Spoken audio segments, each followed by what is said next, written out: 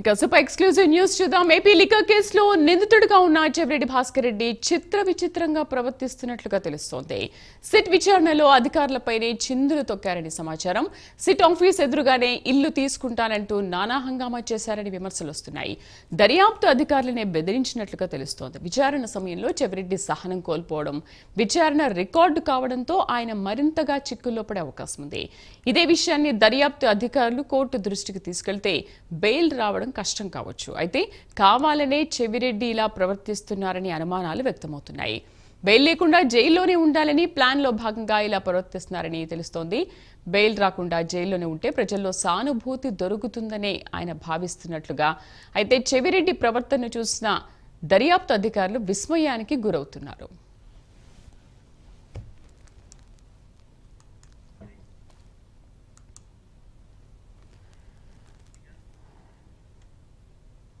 AP liquor కేసులో నిందితుడిగా ఉన్న చెవిరెడ్డి భాస్కర్ రెడ్డి విచిత్రంగా ప్రవర్తిస్తున్నట్టుగా తెలుస్తోంది. సిట్ విచారణలో అధికారులపైనే చిందులు తొక్కారని సమాచారం. సిట్ ఆఫీస్ ఎదురుగానే ఇల్లు తీసుకుంటానంటూ నానా హంగామా చేశారన్న విమర్శలు వస్తున్నాయి. పూర్తి సమాచారాన్ని మా కరెస్పాండెంట్ రాజ్ కుమార్ లైవ్ లో అందిస్తారు. రాజ్ కుమార్, అసలు ఏంటి చెవిరెడ్డి ఎందుకు ఇలా ప్రవర్తిస్తున్నారు? దీనికి గల కారణం ఏంటి? కేవలం ప్రజలు ఒక సానుభూతి పొందడానికేనా ఏంటి?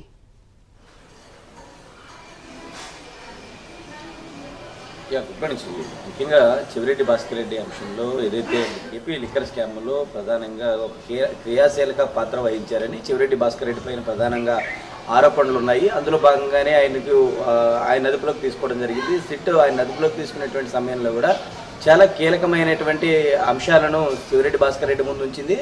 ఇప్పుడు ఏదైతే గత 2 రోజుల ముందు కూడా విచారణ చేపట్టినటువంటి నేపథ్యంలో 3 రోజుల కస్టడీకి ఇచ్చినటువంటి క్రమంలో కూడా చెవిరెడ్డి భాస్కర్ రెడ్డి సిట్ అధికారులను బెదిరించినట్లుగా కూడా వార్తలు వస్తూ ఉన్నాయి. ఏదైతే చెవిరెడ్డి భాస్కర్ రెడ్డి ఎవరైతే సిట్ అధికారులు ఉన్నారో ఈ ప్రశ్నిస్తూ ఉన్నారో, ఈ అంశాలన్నీ కూడా లేవనెత్తా ఉన్నారో, వీరందరినీ కూడా దాదాపుగా మీ అంతు చూస్తామంటూ కూడా చెవిరెడ్డి భాస్కర్ రెడ్డి చేసినటువంటి వ్యాఖ్యలు ఇప్పుడు తీవ్రంగా చర్చనీయాంశంగా మారినాయి. ఏదైతే సిట్ ఆఫీస్ ఎదురుగానే నేను ఒక ఇల్లు కూడా తీసుకుంటాను, ఇక్కడే ఉంటాను, మీ అంతు చూస్తానంటూ కూడా చెవిరెడ్డి భాస్కర్ రెడ్డి చేసినటువంటి వ్యాఖ్యలు ఇప్పుడు సిట్ అధికారులందరినీ కూడా విస్మయానికి గురి చేస్తూ ఉన్నాయని చెప్పుకోవచ్చు. ఏదైతే గతంలో కనుక చూసుకుంటే ఈ లిక్కర్ స్కామ్ అంశంలో ప్రధానంగా చెవిరెడ్డి భాస్కర్ రెడ్డి ఏదైతే ఈ హవాలాగా వచ్చినటువంటి డబ్బును తరలించేటువంటి కార్యక్రమం పెద్ద ఎత్తున చెవిరెడ్డి భాస్కర్ రెడ్డి చేశారనేటువంటి ఒక ఆరోపణ ఇప్పటికే అటు సిట్ అధికారులకు చేరింది. అందులో భాగంగానే ఈ హవాలా చేసినటువంటి డబ్బు ఎవరైతే భారతీయకి చార్టెడ్ అకౌంటెంట్గా వ్యవహరించినటువంటి గోవిందప్ప బాలాజీను, అదేవిధంగా చెవిరెడ్డి భాస్కర్ రెడ్డి ఇద్దరు సహకారంతో ఈ డబ్బంతా కూడా పక్కదారి పట్టించారు.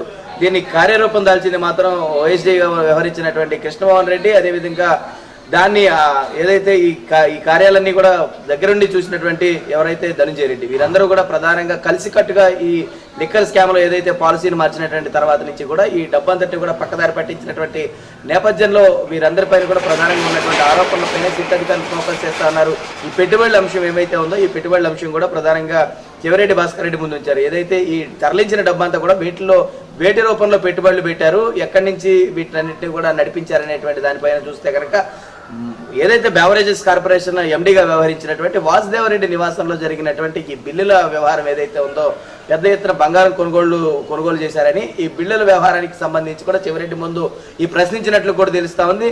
ఇదే కనుక చెవిరెడ్డి నోరు తెరిస్తే కనుక ఇది చాలా మంది మెడలకు చుట్టుకునేటువంటి అవకాశం కూడా కనపడుతుంది. అవేమీ కూడా మాట్లాడకుండా చెవిరెడ్డి భాస్కర్ రెడ్డి మాత్రం సిట్ అధికారులను బెదిరించేటువంటి ప్రయత్నం, సిట్ అధికారులను రెచ్చగొట్టేటువంటి ప్రయత్నం, సిట్ అధికారులను వారిని అంతు చూస్తారంటూ కూడా ఇటువంటి వ్యాఖ్యలు విధానాలు చేయడం వారందరినీ కూడా ఆశ్చర్యానికి గురి చేస్తా ఉంది. ఎందుకంటే చేసిన తప్పుని ఒప్పుకోకుండా పూర్తిగా కూడా వీరిని బెదిరించేటువంటి కార్యక్రమం చేస్తా ఉంటే అధికారులు ఎవరు కూడా చూసేటువంటి ప్రయత్నం లేదు. ఖచ్చితంగా దీని మీద ప్రభుత్వం చాలా సీరియస్గా ఉంది. ఎందుకంటే దాదాపుగా 3,500 కోట్లు పక్కదారి పట్టించారనేటువంటి ఒక ఆరోపణ ఏదైతే సిట్ అధికారుల ముందుందో అందుకు అనుగుణంగా ఏదైతే రాజగస్ రెడ్డితో పాటు చాణక్య, పైలా దిలీప్, అదేవిధంగా సజ్జల శ్రీధర్ రెడ్డి, గోవిందప్ప బాలాజీ, ఓఎస్డీ కృష్ణమోహన్ రెడ్డి, ధనంజయ రెడ్డి, ఇప్పుడు అదేవిధంగా చెవిరెడ్డి భాస్కర్ రెడ్డి, మోహిత్ రెడ్డి, వీళ్ళందరూ ఎవరైతే ఉన్నారో వారందరికీ కూడా పిఏలతో సహా ప్రతి ఒక్కరికి కూడా ఒక చైన్ లింక్ వ్యవహారం ఏదైతే ఉందో ఈ చైన్ లింక్ వ్యవహారానికి ప్రతి ఒక్కటి కూడా ముడిపెట్టి మరి ఎవరెవరి వ్యవహారం ఉంది, ఇందులో ఎవరెవరు పెట్టుబడులు పెట్టారు, ఎవరెవరి షెల్ కంపెనీలు ఉన్నాయి,